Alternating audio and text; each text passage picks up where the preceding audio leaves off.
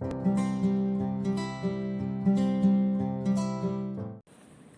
everyone, welcome to our UGC Net online course. So, in the last video we were discussing topic 3 of Unit 4 Database Management System, and in today's video we are going to deal with topic 4, that is Normalization for Relational Databases. These are the different subtopics coming under this topic. First one is Functional Dependencies and Normalization, Algorithms for Query Processing and Optimization, Transaction Processing, Concurrency Control Techniques, Database Recovery Techniques, Object and Object Relational Databases, and finally Database Security and Authorization. ഇനി ഇത്രയും sub ടോപ്പിക്സിൽ നിന്ന് ഏറ്റവും relevant ആയിട്ടുള്ള 2 sub topics ആണ് നമ്മൾ ഇന്ന് discuss ചെയ്യാൻ പോകുന്നത്. That is functional dependencies and normalisation, then transaction processing. ആദ്യം എന്താണ് ഫങ്ഷണൽ ഡിപ്പെൻഡൻസി? സോ അത് എക്സ്പ്ലെയിൻ ചെയ്യുന്നതിന് മുമ്പായിട്ട് let us consider a table having 5 attributes: student I D, name, register number, branch and address. ഇവിടെ നമ്മൾ student I D primary key ആയിട്ട് set ചെയ്യും, which is a unique identifier for the entire table. ഇനി name of a student നമുക്കിപ്പോൾ വേണമെന്ന് വിചാരിക്കുക. We have to access the name of a student and we can access it by using this primary key. അതായത് name വേണമെങ്കിൽ എനിക്ക് എന്ത് ചോദിക്കാം?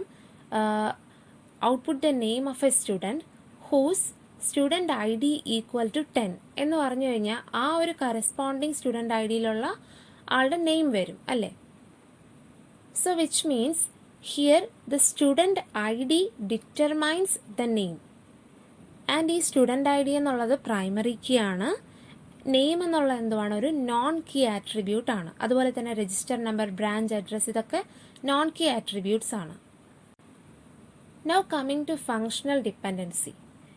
It is a relationship that exists between 2 attributes. That is, 2 attributes തമ്മിലുള്ള ഒരു relationship. For example student I ഡിയും നെയിമും, ഒരു ടേബിളിനകത്തുള്ള ഏതെങ്കിലും 2 ആട്രിബ്യൂട്ട്സ് തമ്മിലുള്ള ഒരു റിലേഷൻഷിപ്പ്, അതിനാണ് ഫങ്ഷണൽ ഡിപ്പെൻഡൻസി എന്ന് പറയുന്നത്.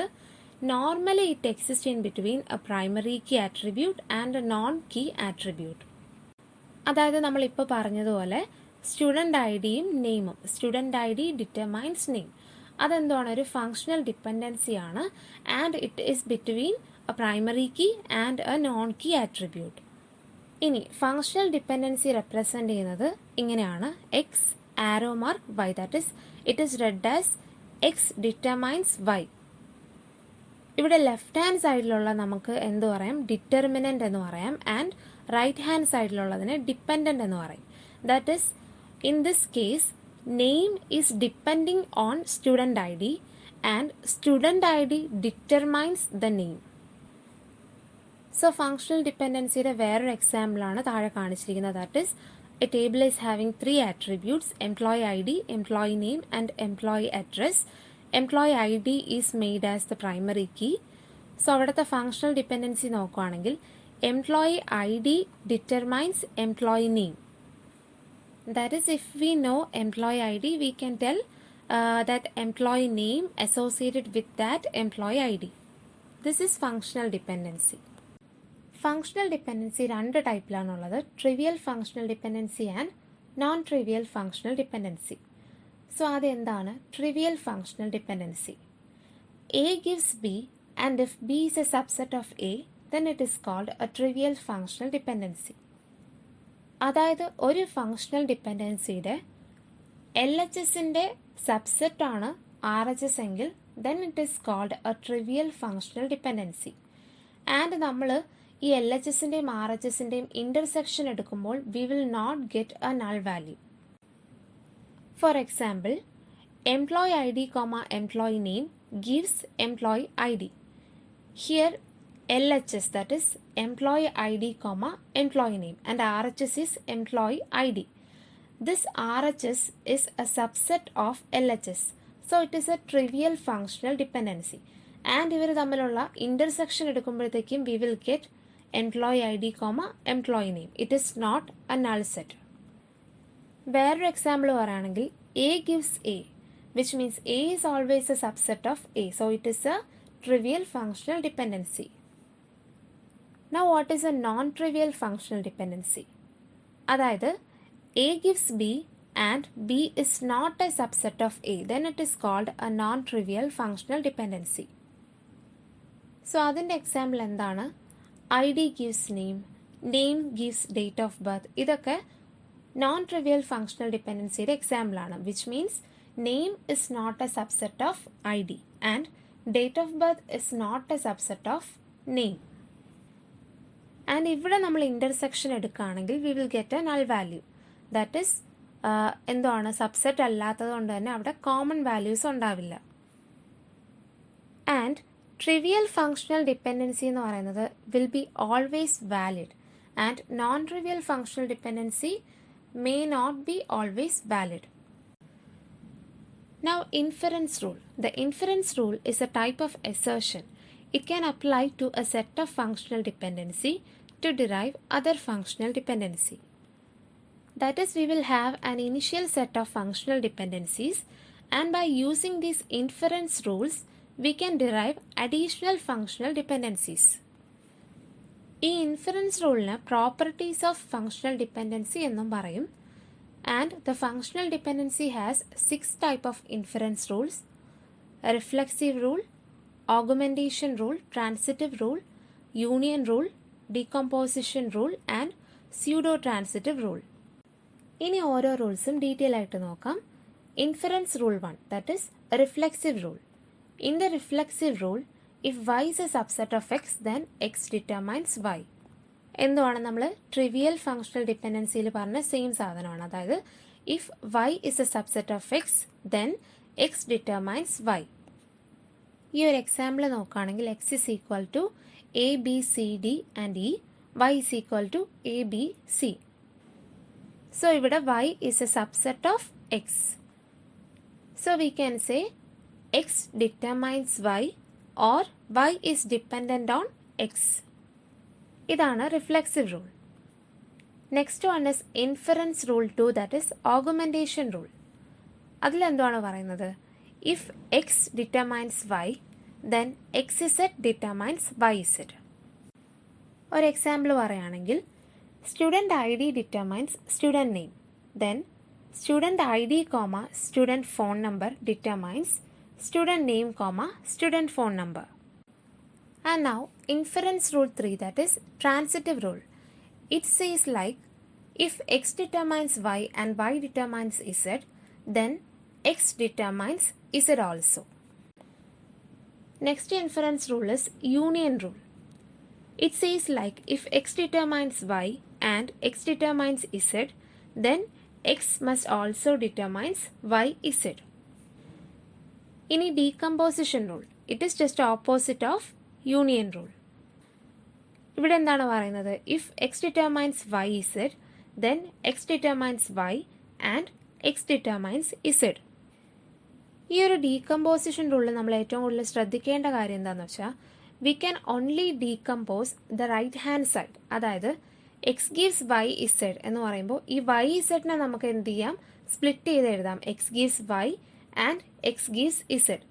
ബട്ട് ഇപ്പോൾ ഇങ്ങനെയാണ് തന്നിരുന്നതെങ്കിൽ എക്സ് വൈ ഗീവ്സ് ഇസെഡ് എന്നാണ് തന്നിരുന്നതെങ്കിൽ which means X Y combinedly, അതായത് അതിൻ്റെ ഒരു combination X Y determines Z, അതിനെ നമുക്ക് സ്പ്ലിറ്റ് ചെയ്ത് എക്സ് ഗീവ്സ് ഇസെഡ് എന്നും വൈ ഗീവ്സ് ഇസെഡ് എന്നും എഴുതാൻ പറ്റത്തില്ല. So the final inference rule is pseudo-transitive rule. It says like if x gives y and yz gives w, then xz gives w. Now what is closure of functional dependency? It means the complete set of all the possible attributes that can be functionally derived from the given functional dependency using the inference rules known as Armstrong's rule. അതായത് നമ്മൾ പറഞ്ഞു inference rule use ചെയ്ത് നമുക്ക് എന്ത് ചെയ്യാം? Additional functional dependencies derive ചെയ്യാം from A given initial functional dependency set. ഇങ്ങനെ derive ചെയ്ത കംപ്ലീറ്റ് സെറ്റ് ഓഫ് ആട്രിബ്യൂട്ട്സിനെയാണ് നമ്മൾ എന്ത് പറയുന്നത്? ക്ലോഷർ ഓഫ് ഫങ്ഷണൽ ഡിപ്പെൻഡൻസി എന്ന് പറയുന്നത്. If F is a functional dependency, then the closure of functional dependency F can be denoted by using F plus. ഇനി എങ്ങനെയാണ് ഈ ക്ലോഷർ കണ്ടുപിടിക്കുന്നത്? 2 സ്റ്റെപ്പാണുള്ളത്. ആദ്യ സ്റ്റെപ്പ് എന്താണ്? Add elements of attribute set to the result set. Second one is recursively add elements to the result set which can be functionally determined from the elements of the result set. ഈ ഒരു simple example use ചെയ്തിട്ട് എങ്ങനെയാണ് closure of attributes കണ്ടുപിടിക്കുന്നതെന്ന് നോക്കാം. So let us consider a relation R having the attributes A, B, C, D and E and having the below mentioned functional dependencies. So given functional dependencies ഏതൊക്കെയാണ്? FD1, FD2, FD3 and FD4. ഇനി നമ്മൾ ഓരോ ആട്രിബ്യൂട്ടിൻ്റെയും closure കണ്ടുപിടിക്കാം. So ആദ്യം closure of A. Closure of A means what A can determine. And നമുക്കറിയാം by using the property of reflexivity we can say that A can determine A itself. So നമുക്ക് ആദ്യം closure of എനകത്ത് എന്ത് add ചെയ്യാം? A add ചെയ്യാം. ഇനി നമ്മുടെ functional dependency 1 നോക്കുകയാണെങ്കിൽ A determines B, C. So A can also determine B and C. So നമുക്ക് result സെറ്റിലോട്ട് ബിയും സിയും ആഡ് ചെയ്യാം. സോ അറ്റ് പ്രസൻറ്റ് റിസൾട്ട് സെറ്റിനകത്ത് എന്തൊക്കെയുണ്ട്? A comma B comma C. ഇനി സെക്കൻഡ് സ്റ്റെപ്പ് എന്താണ്? Recursively add elements to the result set which can be functionally determined from the elements of the result set. So ഇനി result set നോക്കാം. Result സെറ്റിനകത്ത് B ഉണ്ട്, C ഉണ്ട്. So B determines anything തന്നിട്ടുണ്ടോ എന്ന് നോക്കുക. Functional dependency അങ്ങനെയൊന്നും ഇല്ല. So അവിടെ തീർന്നു. ഇനി സി ഡിറ്റർമൈൻസ് ബി എന്ന് പറഞ്ഞ് തന്നിട്ടുണ്ട് ഫങ്ഷണൽ ഡിപ്പെൻഡൻസി 2-നകത്ത്. ബട്ട് ക്ലോഷർ ഓഫ് എനകത്ത് നമ്മൾ ഓൾറെഡി ബി ഇൻസേർട്ട് ചെയ്തതുകൊണ്ട് അത് പിന്നെയും റിപ്പീറ്റ് ചെയ്യേണ്ട കാര്യമില്ല. So closure of A equal to A, B and C. Then next is closure of B. So closure of ബിനകത്ത് ബി ഉണ്ടാവും because of reflexivity property. Then B എന്തെങ്കിലും ഡിറ്റർമൈൻ ചെയ്യുന്നുണ്ടോ നോക്കുക, അല്ലെങ്കിൽ എന്തെങ്കിലും ബീനെ ഡിപ്പെൻഡ് ചെയ്യുന്നുണ്ടോ നോക്കുക. Nothing, no functional dependency is given like that. So enough. Then സിയുടെ ക്ലോഷർ നോക്കാം. In functional dependency 2 we can see that C gives B. So സിയുടെ ക്ലോഷറിനകത്ത് എന്തൊക്കെ വരുന്നുണ്ട്? ബിയും ആൻഡ് സിയും. അതുപോലെ എല്ലാ എലമെൻസിൻ്റെയും എല്ലാ ആട്രിബ്യൂട്ട്സിൻ്റെയും ക്ലോഷർ നമ്മൾ എന്ത് ചെയ്യും? ഡിറ്റർമൈൻ ചെയ്യും. This is how the closure of attribute is calculated. Next one is how to find candidate keys and super keys using attribute closure. അത് നമുക്കൊരു സിമ്പിൾ എക്സാമ്പിൾ യൂസ് ചെയ്ത് നോക്കാം. Let us consider a relation R which is having the attributes A, B, C and D and the set of functional dependencies A gives B, B gives C and C gives D. So നമ്മൾ ഓരോന്നിൻ്റെയും closure എഴുതുവാണ്. എയുടെ closure എന്തൊക്കെയാണ്? ആദ്യം നമ്മൾ എന്ത് add ചെയ്തു? Result സെറ്റിലോട്ട് A add ചെയ്തു due to reflexivity. ഇനി ഫങ്ഷണൽ ഡിപ്പെൻഡൻസി നോക്കുകയാണെങ്കിൽ എ ഗിവ്സ് ബി. സോ നമ്മൾ എന്ത് ആഡ് ചെയ്തു? ബി ആഡ് ചെയ്തു. ഇനി ബി എന്തെങ്കിലും ഡിറ്റർമൈൻ ചെയ്യുന്നുണ്ടോ നോക്കണം. So we can see that B gives C. That means A gives B and B gives C. ഇതാണ് transitivity. If A gives B and B gives C we can say like A gives C. So closure of എയിൽ നമുക്ക് എന്തും add ചെയ്യാം? സിയും add ചെയ്യാം due to transitivity property. ഇനി അടുത്ത functional dependency നോക്കുകയാണെങ്കിൽ സി ഗിവ്സ് ഡി. സോ നമുക്ക് എന്തും ആഡ് ചെയ്യാം? ഡിയും ആഡ് ചെയ്യാം. സോ എയുടെ ക്ലോഷറിനകത്ത് എന്തൊക്കെ വന്നു? A, B, C and D. Now ഈ എയുടെ ക്ലോഷർ കൺസിഡർ ചെയ്യുകയാണെങ്കിൽ നമ്മുടെ റിലേഷനകത്തുള്ള എല്ലാ ആട്രിബ്യൂട്ട്സും, all the attributes in the relation is present in the closure of A. So അതുകൊണ്ട് we can call A as super key of the relation. So how to determine super keys? If attribute closure of an attribute set contains all the attributes of relation, then the attribute set will be the super key of the relation. ഇനി നമ്മൾ എന്ത് ചെയ്തു? ബിയുടെ closure കണ്ടുപിടിച്ചു by using the same technique. Then സിയുടെ കണ്ടുപിടിച്ചു, then ഡിയുടെ കണ്ടുപിടിച്ചു.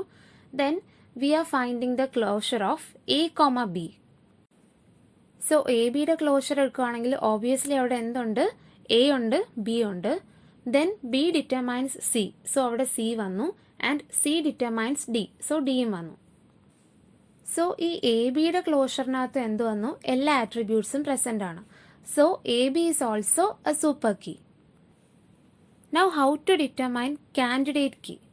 That is, if no subset of this attribute set can functionally determine all attributes of the relation, then the set will be candidate key as well.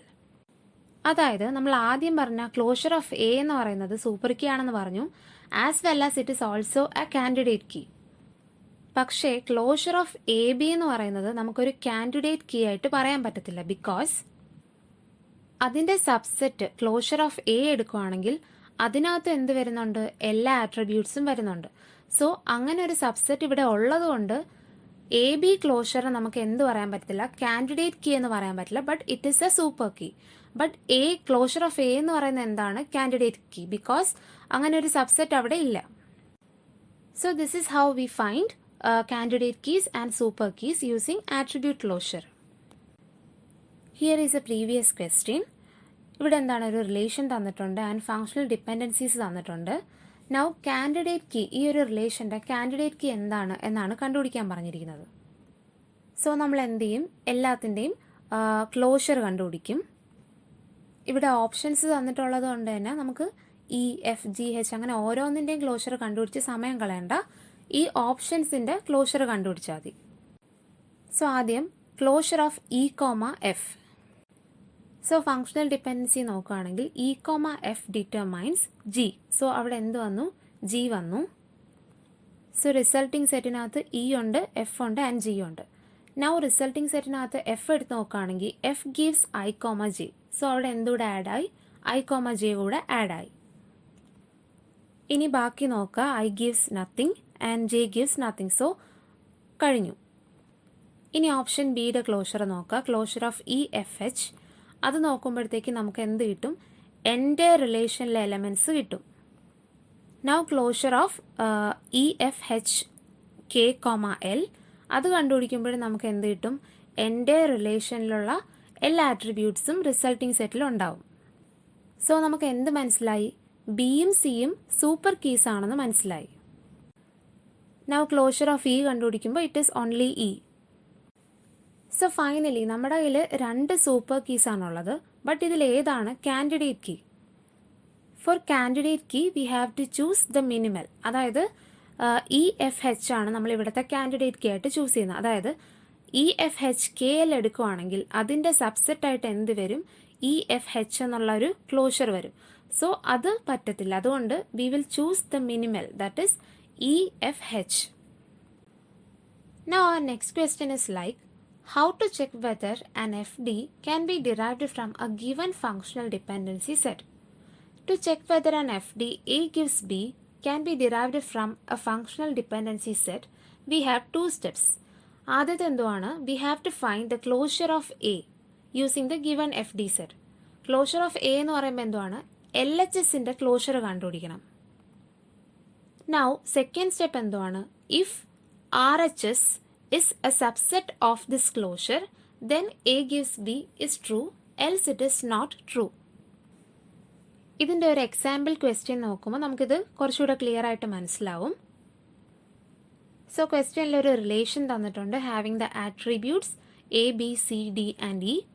Then functional dependency set തന്നിട്ടുണ്ട്. And ഓപ്ഷനിൽ കുറച്ച് functional dependencies തന്നിട്ടുണ്ട്. So question എന്താണ്? Which of the following functional dependency is not implied by the above set or else is not derived from the above set. So അത് കണ്ടുപിടിക്കാനായിട്ട് ആദ്യത്തെ step എന്തുവാണ്? LHSൻ്റെ ക്ലോഷർ കണ്ടുപിടിക്കുക. So option A C D gives A C. അതിൻ്റെ LHS എന്താണ്? C D. So അതിൻ്റെ closure കണ്ടുപിടിക്കുക from the given functional dependency set. So closure കണ്ടുപിടിക്കുമ്പോഴത്തേക്ക് എന്താവും? സി ഡി വരും. Then C D gives E. So E വന്നു. Now E gives A. So എന്ത് വന്നു? എ വന്നു. Now A gives B. So എന്തും വന്നു? ബി വന്നു. സോ റിസൾട്ടിങ് സെറ്റിനകത്ത് എന്തൊക്കെയുണ്ട്? C D E A B. So after finding this closure, we can say that CD determines AC. Now next BD യുടെ closure, option Bയിൽ BD യുടെ closure നോക്കാം. So BD യുടെ closure എടുക്കുമ്പോൾ we will get answer as BD. പക്ഷേ option ബിയിൽ പറഞ്ഞിരിക്കുന്ന എന്തുവാണ്? BD determines CD എന്നാണ്. ബട്ട് സി എന്നുള്ളൊരു വാല്യൂ നമ്മൾ എന്ത് കണ്ടുപിടിച്ചപ്പോൾ കിട്ടിയില്ല, ക്ലോഷർ കണ്ടുപിടിച്ചപ്പോൾ കിട്ടിയില്ല. So it is false. That means BD determines CD cannot be derived from this given functional dependency set. So എന്താണ്? ഓപ്ഷൻ ബി ആണ് റൈറ്റ് ആൻസർ. ഇനി എന്താണ് prime and non prime attribute? Attributes which are part of any candidate key of relation are called as prime attributes and others are non-prime attributes. അതായത് ഈ ഒരു example consider ചെയ്യുക.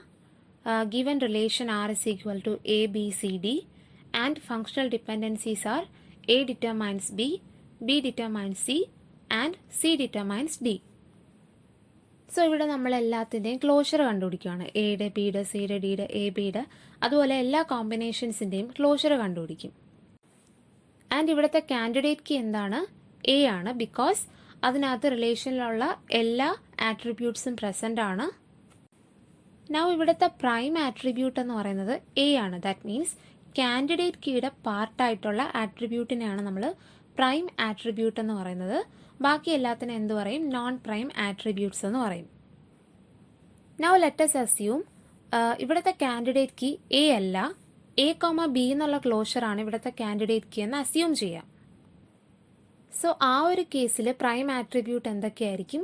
A comma B ആയിരിക്കും. So that is എയും ബിയും ഈ ഒരു candidate കീയുടെ പാർട്ടാണ്. സോ എയും ബിയും prime attribute, non prime attributes ആയിട്ട് സി ആൻഡ് ഡി ഉണ്ടാവും.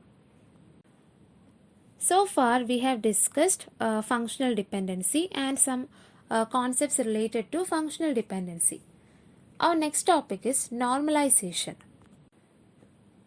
So എന്താണ് normalization?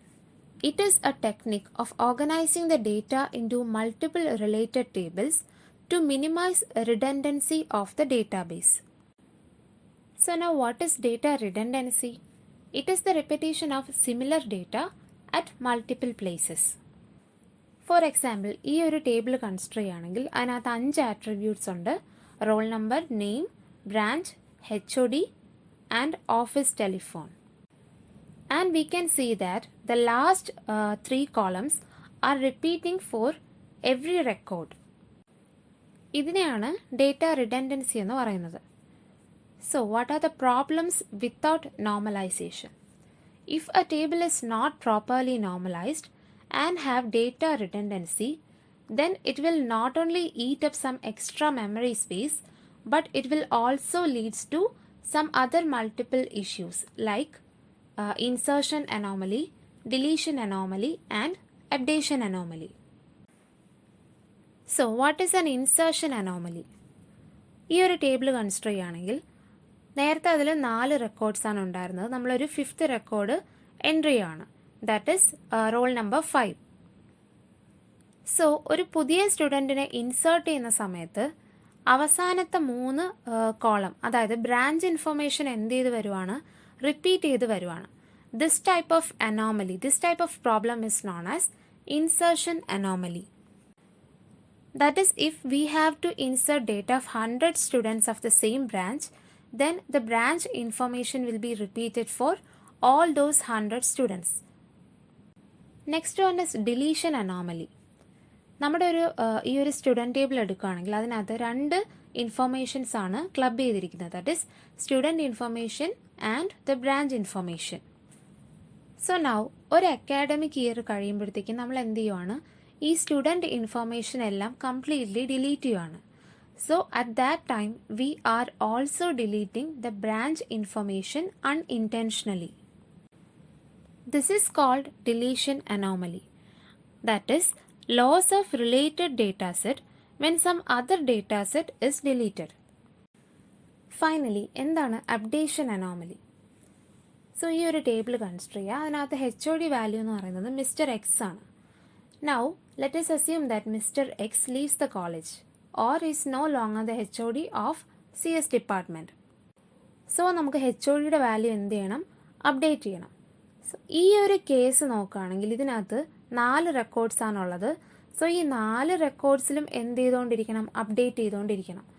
And in case of 100 records അതെന്തുവാണ്, ഒരു ഹെക്ടിക് വർക്കായിട്ട് മാറുവാണ്. ആൻഡ് ബൈ മിസ്റ്റേക്ക് നമ്മൾ ഏതെങ്കിലും ഒരു റെക്കോർഡ് അപ്ഡേറ്റ് ചെയ്യാൻ മിസ് ചെയ്ത് കഴിഞ്ഞാൽ it will lead to data inconsistency. ഇതിനെയാണ് നമ്മൾ അപ്ഡേഷൻ അനോമലി എന്ന് പറയുന്നത്. Now we are going to normalise that table. Normalised അല്ലാത്തതുകൊണ്ടായിരുന്നു we have to face all that anomalies. So ഇനി നോർമലൈസ് ചെയ്യുമ്പോൾ എങ്ങനെയാണ് ഈ പ്രോബ്ലംസ് ഒക്കെ സോൾവ് ആവുന്നതെന്ന് നോക്കാം. So we split the table into 2. That is a new student table and a new branch table. അപ്പോൾ ഈ സ്റ്റുഡൻറ്റ് ടേബിളിനകത്ത് വാല്യൂസ് എൻ്റർ ചെയ്യുമ്പോൾ we can see that only the branch attribute, ആ ഒരു ആട്രിബ്യൂട്ടിനകത്ത് മാത്രമേ വാല്യൂസ് എന്ത് ചെയ്ത് വരുന്നുള്ളൂ, റിപ്പീറ്റ് ചെയ്ത് വരുന്നുള്ളൂ. Thus the redundancy is minimized. It is not completely removed, it is minimized. അതുപോലെ തന്നെ ബ്രാഞ്ച് ടേബിൾ എടുക്കുകയാണെങ്കിൽ അവിടെ ഒരൊറ്റ തവണ മാത്രം ബ്രാഞ്ച് ഇൻഫർമേഷൻ CSEയുടേത് സേവ് ചെയ്താൽ മതി, റിപ്പീറ്റ് ചെയ്ത് വരേണ്ട കാര്യമില്ല. Thus saving a lot of storage and also we can avoid the insertion, updation and deletion anomalies. Now normalization mainly 4 ടൈപ്പിലാണ് വരുന്നത്. That is first normal form, second normal form, third normal form and BCNF. BCNF means Boyce Codd normal form. ഇനി ഇത് ഓരോന്നും in detail നോക്കാം. First normal form. This first normal form can be said as step 1 of the normalization process. Here we have to ensure that we have done a scalable table design which can easily be extended so that it will be easier for you to retrieve the data from it whenever required. So നമ്മളൊരു table design ചെയ്യുമ്പോൾ അല്ലെങ്കിൽ ഒരു database design ചെയ്യുമ്പോൾ ആ ഒരു database first normal ഫോമിൽ പോലും അല്ലെങ്കിൽ it is considered as a bad database design.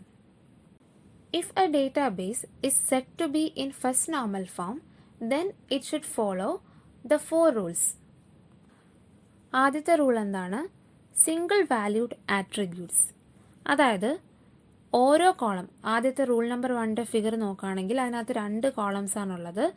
ഓരോ കോളംസിനകത്തും വാല്യൂസ് എന്തായിരിക്കണം, സിംഗിൾ വാല്യൂഡ് ആയിരിക്കണം, ആട്രിബ്യൂട്ട് വാല്യൂസ്. സോ കോളം 1 നോക്കുകയാണെങ്കിൽ അതിനകത്ത് സിംഗിൾ വാല്യൂഡ് ആണ്, so it is valid. Column 2 നോക്കുകയാണെങ്കിൽ മൾട്ടിപ്പിൾ വാല്യൂസ് വരുന്നുണ്ട്, x, y, w, x, so it is invalid. Rule number 2 എന്താണ്, attribute domain should not change. That means a column should contain the values that are of the same type. We should not intermix different types of values in any column.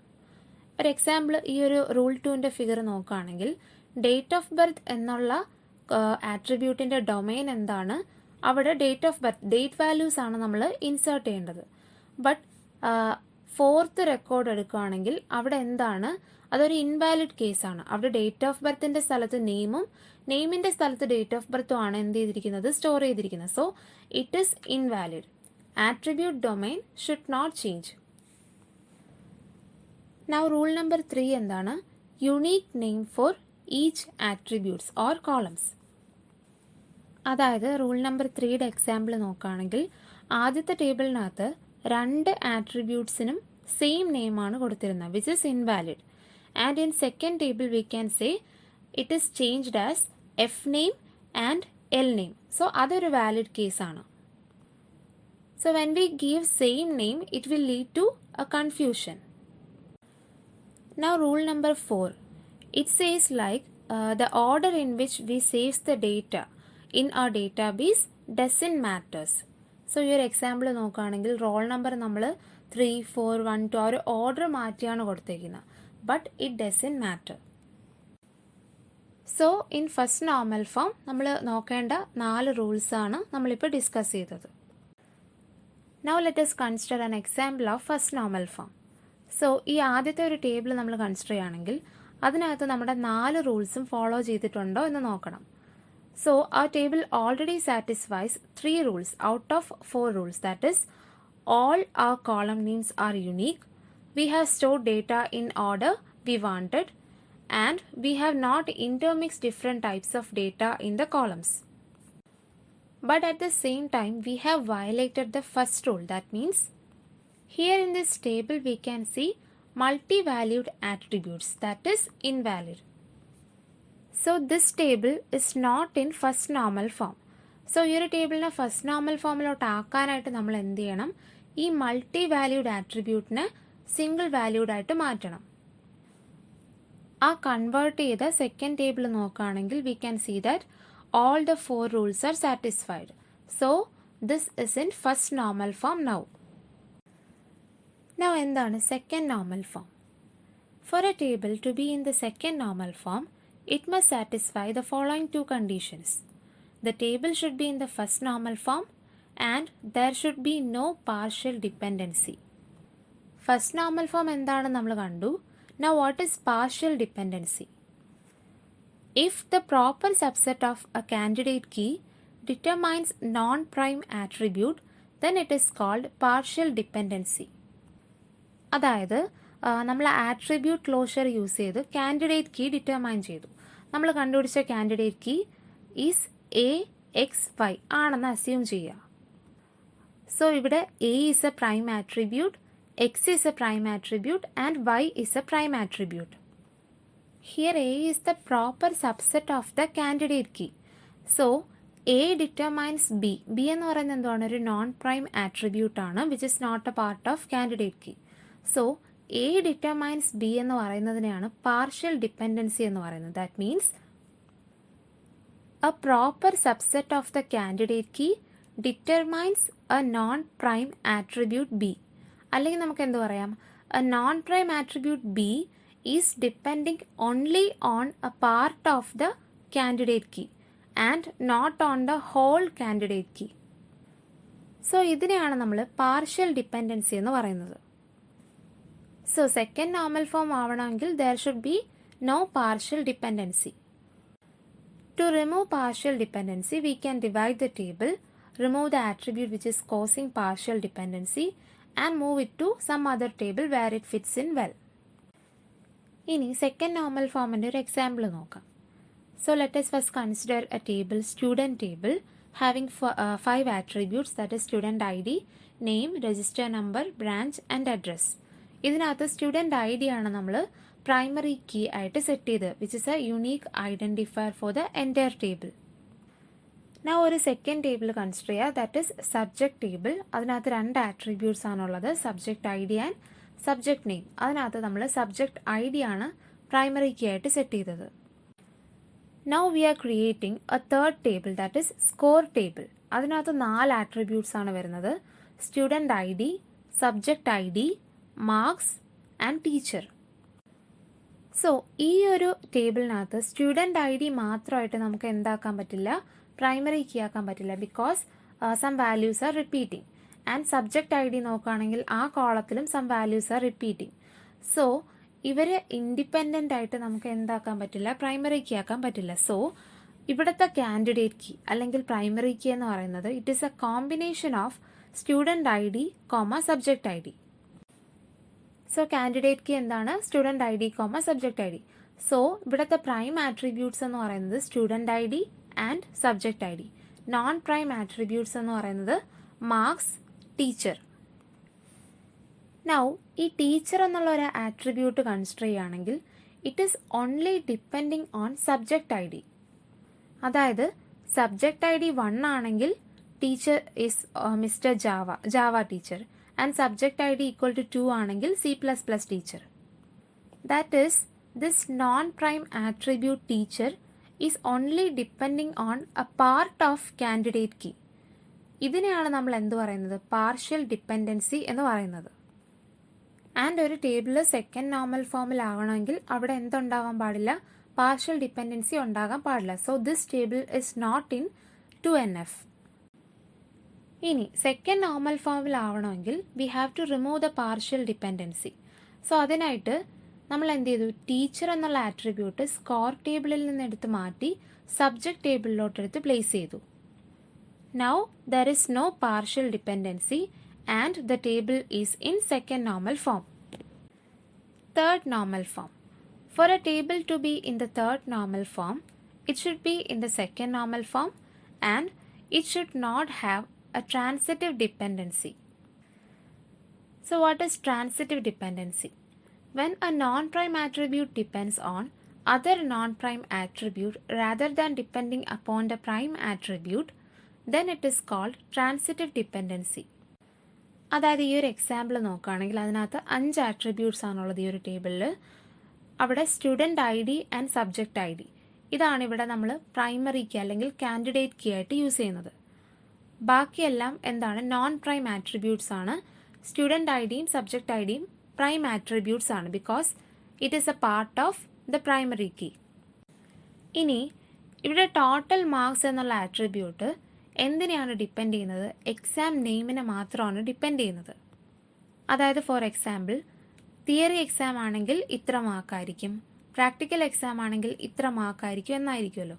So total marks എന്നുള്ളൊരു non prime attribute depend ചെയ്യുന്നത് exam name എന്നുള്ള വേറൊരു non prime ആട്രിബ്യൂട്ടിനെയാണ്. ഇവിടെ primary Q ആയിട്ട് ഒരു indirect കണക്ഷനാണ് total marks എന്നുള്ള non prime ആട്രിബ്യൂട്ടിനുള്ളത്. That means total marks depend upon exam name and exam name depend upon the primary key, that is student I D and subject I D. So അവിടെ എന്താണ്, total മാർക്സിന് ഒരു indirect കണക്ഷനാണ് വരുന്നത്, ഡിപ്പെൻഡൻസിയാണ് വരുന്നത്. This is called transitive dependency. That means when a non prime attribute depend on another non prime attribute. In other words we can say if A determines B and B determines C are two functional dependencies, then A determines C is called transitive dependency. So how to remove transitive dependency? The solution is very simple. അതായത് നമ്മുടെ main ടേബിളിനകത്ത് transitive dependency ഉണ്ടാക്കിയ attributes ഏതൊക്കെയായിരുന്നു, exam name and total marks. So നമ്മൾ ആ ഒരു main ടേബിളിൽ നിന്ന് ഈ 2 ആട്രിബ്യൂട്ട്സ് മാറ്റി ഒരു പുതിയ ടേബിളിനകത്തോട്ടാക്കുന്നു. Thus the transitive dependency will be removed. Now the final one is Boyce Codd normal form, BCNF. BCNF is the advanced version of 3NF. It is stricter than 3NF. Sometimes it is also called 3.5NF. Now for a table to be in BCNF, it should satisfy the following 2 conditions. It should be in the third normal form, and also for any dependency A gives B, A should be a super key. That means while B being a prime attribute, A cannot be a non-prime attribute.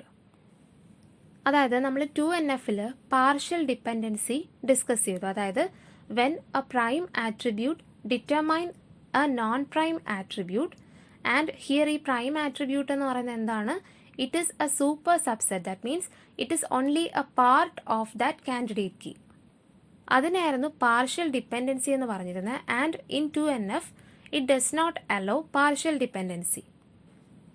ഇനി 3NFലോട്ട് വന്നപ്പോൾ നമ്മൾ കണ്ടു a non-prime attribute determines another non-prime attribute. അതിനെയാണ് നമ്മൾ transitive dependency എന്ന് പറഞ്ഞിരുന്നത്. And in 3NF it is not allowed. Now when a non prime attribute is determining a prime attribute, then it is not allowed in BCNF. BCNFൻ്റെ ഒരു എക്സാമ്പിളാണ് ഇവിടെ കാണിച്ചിരിക്കുന്നത്. ഈ ഒരു ടേബിളിനകത്ത് 3 ആട്രിബ്യൂട്ട്സ് ആണുള്ളത്, student I D, subject and professor. ഇതിനകത്ത് സ്റ്റുഡൻറ്റ് ഐ ഡി റിപ്പീറ്റ് ചെയ്ത് വരുന്നുണ്ട് ആൻഡ് സബ്ജക്റ്റ് അതും എന്ത് ചെയ്ത് വരുന്നുണ്ട്, റിപ്പീറ്റ് ചെയ്ത് വരുന്നുണ്ട്. അതായത് ഒരു മെനി ടു മെനി റിലേഷൻഷിപ്പാണ് ഇവിടെ വരുന്നത്. That is one student can choose multiple subjects and one subject can be chosen by multiple students. So ഈ ഒരു ടേബിളിനകത്ത് നമ്മൾ പ്രൈമറി കീ ആയിട്ട് സെറ്റ് ചെയ്യുന്നത് it is a combination of student I D and subject. So ഇവിടുത്തെ non prime attribute എന്ന് പറയുന്നത് എന്താണ്, പ്രൊഫസറാണ്. ആൻഡ് ഇവിടെ നോക്കുകയാണെങ്കിൽ ഒരു പ്രൊഫസർ ഒരു സബ്ജക്റ്റ് മാത്രമേ പഠിപ്പിക്കുന്നുള്ളൂ. That is p.java teachers Java, p.cpp teachers CPP only. But തിരിച്ചു നോക്കുകയാണെങ്കിൽ ഒരു സബ്ജക്റ്റിന് മൾട്ടിപ്പിൾ ടീച്ചേഴ്സ് ഉണ്ടാവാം. ഫോർ എക്സാമ്പിൾ ജാവ എടുക്കുകയാണെങ്കിൽ അവിടെ 2 ടീച്ചേഴ്സ് ഉണ്ട്, p.java ആൻഡ് p.java 2. സോ ഇവിടെ subject is depending on professor, or else we can say professor determines subject. എന്താണ്? ഒരു non prime attribute is determining a prime attribute. ഇതെന്തല്ല BCNFൽ support ചെയ്യുന്നില്ല. സോ അത് റിമൂവ് ചെയ്യാനായിട്ട് നമ്മൾ എന്ത് ചെയ്തു? ഈ ടേബിളിനെ 2ആയിട്ട് സ്പ്ലിറ്റ് ചെയ്തു, a student table and a professor table. Student ടേബിളിനകത്ത് സ്റ്റുഡൻറ്റ് ഐഡിയും പ്രൊഫസർ ഐഡിയും, പ്രൊഫസർ ടേബിളിനകത്ത് professor ID, professor name and subject. So now these tables are in BCNF. So we discussed normalization and different normal forms.